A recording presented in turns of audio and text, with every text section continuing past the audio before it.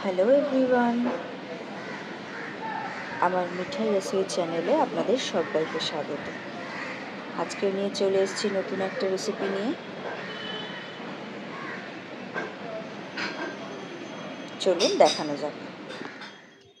আজকে আপনাদের সাথে আলু পোস্তের একটি রেসিপি শেয়ার করব, কিন্তু একটু অন্যরকম। আপনারা নর্মাল আলু পোস্ত খেয়েছেন, ঝিঙে আলু পোস্ত খেয়েছেন, আজকে আমি বানাবো বড়ি দিয়ে আলু পোস্ত। চটজলদি একটি রেসিপি, খুব তাড়াতাড়ি হয়ে যায়। তার জন্য কি কি উপকরণ লাগবে একবার দেখিয়ে দিই।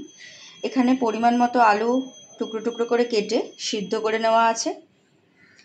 এখানে ফোড়নের জন্য লাগছে কাঁচা লঙ্কা চিড়ে রাখা আছে, আর আছে 5 ফোড়ন।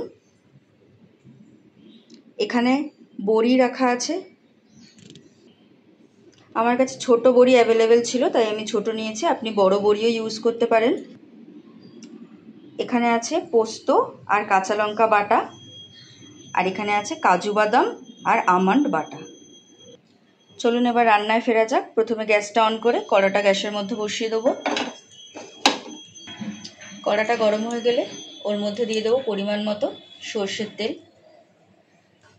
এই তেলের মধ্যে এরপরে বড়িটাকে দিয়ে আগে ভেজে তুলে রাখতে হবে।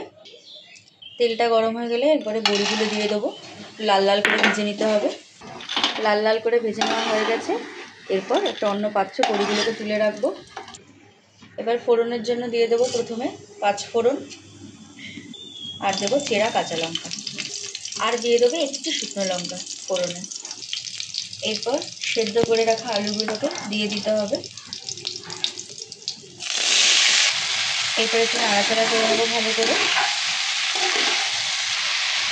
এরপর দিয়ে দেবো স্বাদ মতো নুন, একটু বুঝে দিতে হবে কারণ পোস্ত বাটাতে নুন দেওয়া আছে। এরপর ভেজে রাখা বড়িগুলোকে এর মধ্যে দিয়ে দেবো, আর এরপর একটু ভালো করে নাড়াচাড়া করে নিতে হবে। এরপর দিয়ে দেবো পোস্ত আর কাঁচা লঙ্কা একসাথে বেটে রাখার পেস্টটা। এরপর দেবো আমন্ড আর কাজু বাদামের পেস্ট। এরপর দিয়ে দেবো বাটি ধোয়া একটু জল। এরপরে এগুলোকে একটু ভালো করে মিশিয়ে নিতে হবে।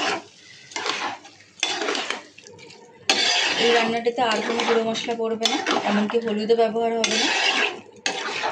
এইভাবে ভালো করে মিক্স করে নিতে হবে। এর মধ্যে দিয়ে দেবো একটু সামান্য গরম জল। এরপর কিছুক্ষণের জন্য একটু ঢাকা দিয়ে রাখতে হবে। কিছুক্ষণ পর এবার ঢাকনাটা খুলে দেখবো। দেখুন ফুটে এসছে। এবার একটু নাড়াচাড়া করবো 2 মিনিটের জন্য। মিষ্টি খেলে মিষ্টি দেবো। এরপর দিয়ে দেবো স্বাদ মতো একটু চিনি। আপনারা যারা চান তারা ব্যবহার করবেন, যারা না চান তারা নাও ব্যবহার করতে পারেন। এটা ভালো করে ফুটে এসছে। এরপর নামানোর আগে একটু সামান্য সর্ষের তেল উপর থেকে ছড়িয়ে দেবো। এরপর গ্যাসটা বন্ধ করে 2 মিনিটের জন্য ঢাকা চাপা দিয়ে রাখবো। তারপর গরম গরম পরিবেশন করব। এবার 2 মিনিট পর ঢাকা চাপা খুলে একটু ভালো করে মিশিয়ে নিয়ে নামিয়ে নেব। আমাদের বড়ি দিয়ে আলু পোস্ত সার্ভ হয়ে গেছে। দারুণ লাগে খেতে, খুব চটজলদি হয় রান্নাটি। আপনাদের নিরামিষের দিনে এই রান্নাটি আপনারাও করবেন। দুপুরবেলা গরম গরম ভাতের সাথে বিউলির ডালের সাথে পোস্তর বড়া দিয়ে খাবেন, দারুণ লাগবে খেতে। আপনারাও বানাবেন, জানাবেন কেমন লাগলো। আজকের ভিডিওটা এই অবধি, আবার দেখা হচ্ছে পরের ভিডিওতে। ততক্ষণের জন্য টাটা।